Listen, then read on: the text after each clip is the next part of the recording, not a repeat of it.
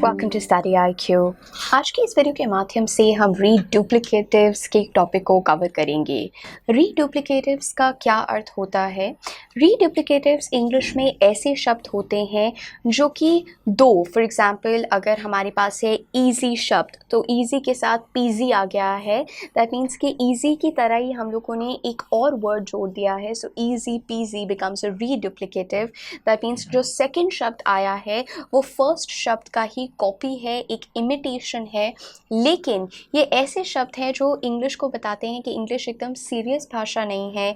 यहाँ पर कुछ सीरियस साउंडिंग वर्ड्स को हम इंश्योर कर सकते हैं that we are mellowing them down और हम उनके अर्थ को समझने की कोशिश कर रहे हैं।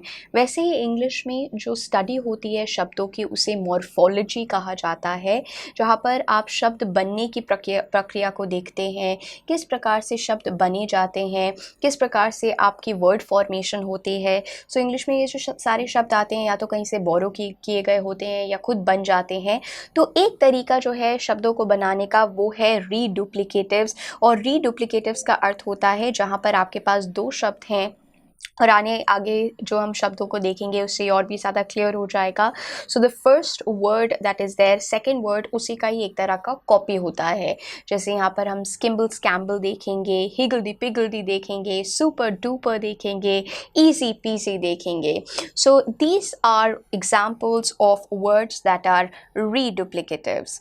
The first word is easy peasy. आपने कोशिश करनी है कि आप रेगुलरली इन रीडुप्लिकेटिव्स को अपनी भाषा में प्रयोग कर सके।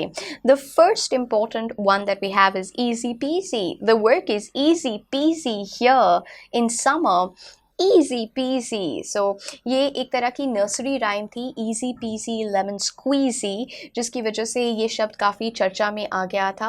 और easy peasy रीडुप्लिकेटिव का अर्थ होता है बहुत ही ज़्यादा आसान। कोई चीज़ जो बहुत ज़्यादा आसान है उसके लिए हम easy peasy का प्रयोग करते हैं। Take it easy because this work will be easy peasy for a person with your qualification. So you don't have to worry, ये काम आपके लिए बहुत ही ज़्यादा आसान होगा। स्किम्बल स्कैम्बल, स्किम्बल स्कैम्बल का अर्थ होता है नॉनसेंसिकल, बिल्कुल बेतुकी बातें, बेवकूफ़ों वाली बातें जो एकदम ही अपसर्ड हैं या सेंसलेस हैं, उनके लिए हम स्किम्बल स्कैम्बल शब्द का प्रयोग करते हैं। The rhetoric of the politician in that state is skimble scamble. Skimble scamble का अर्थ होता है utterly nonsensical, absurd बातें, बेतुकी बातें, बिल्कुल बेवकूफ़ों वाली बातों को हम skimble scamble कहते हैं। जिगरी पोगरी, जिगरी पोगरी, जिगरी पोगरी का अर्थ होता है जब आप एक तरह का फ्रॉड डील करते हैं, स्विंडल करते हैं, धोखेधड़ी करते हैं किसी के साथ।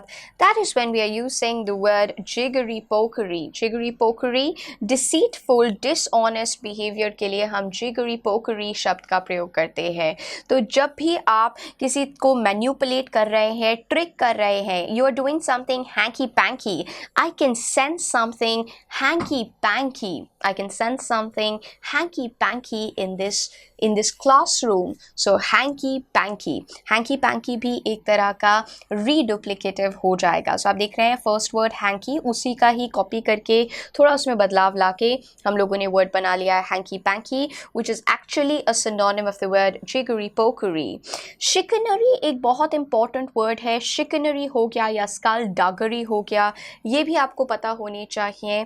chicanery एंड स्कल्डगरी मीन जब आप धोखेधड़ी कर रहे हैं, किसी को ड्यूप कर रहे हैं, जब आप किसी को स्विंडल कर देते हैं, उनको फ्रॉड कर रहे हैं आप, राइट। सब्टरफ्यूज हो गया या शिकनरी, स्कल्डगरी, ये तो आपने डेफिनेटली याद रखने ही है। सो जब भी आप हैंकी पैंकी कार्य कर रहे हैं, you are engaging in jiggery pokery work. Flim flam, flim flam, flim flam का अर्थ होता है आप बेवकूफ़ों वाली बातें कर रहे हैं किसी को धोखा देने के लिए। सो आप लोगों ने यहाँ पर देखा when we are talking about skimble scamble, nonsensical talk, jiggery pokery और हैंकी पैंकी इज मैन्युपुलेटिंग, और उन दोनों के अर्थ को मिला के यहाँ पर भी है फ्लिम फ्लैम, जिसका अर्थ है कि आप बेवकूफ़ों वाली बातें कर रहे हो किसी को धोखा देने के लिए। सो डिसेप्टिव नॉनसेंस, जब आप किसी को चीट कर रहे हैं, स्विंडल कर रहे हैं, flim flam. I can see flim flam happening in the workplace. Flim flam. Flim flam is also an important reduplicative. Hurley barley. Hurley barley का अर्थ होता है एकदम ही भगदड़ मच जाना, कमोशन हो जाना, कंफ्यूजन हो जाना, tumult हो जाना. That is when we are using the word hurly burly. In the Mela, after the Mela ended, we could see the crowd was actually becoming hurly burly. Hurly burly बहुत ज़्यादा commotion हो गया था. There's the hurly burly of the schoolyard or the hurly burly of the food fight. Food fight जब हो रहा होता है, एक दूसरे के ऊपर खाना फेंकते हैं तो बहुत ज़्यादा commotion हो जाता है.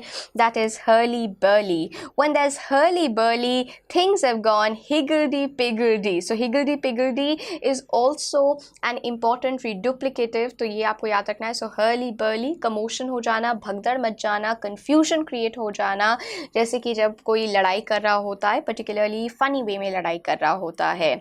And higgledy-piggledy का भी यही अर्थ होता है utter confusion और disorder हो जाना, in a jumbled or disorderly manner.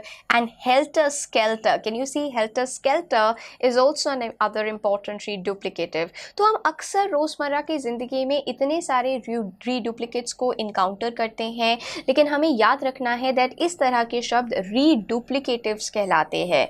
So higgledy-piggledy का अर्थ है confusion, disorder create हो जाना in a disorderly manner or helter-skelter. The room was helter-skelter when my brother had come to stay with me. Helter-skelter बिल्कुल उथल पुथल हो गई है, commotion हो गया है, confusion हो गया है, एक तरह का bustle हो गया है, hub हो गया है, chaos हो गया है.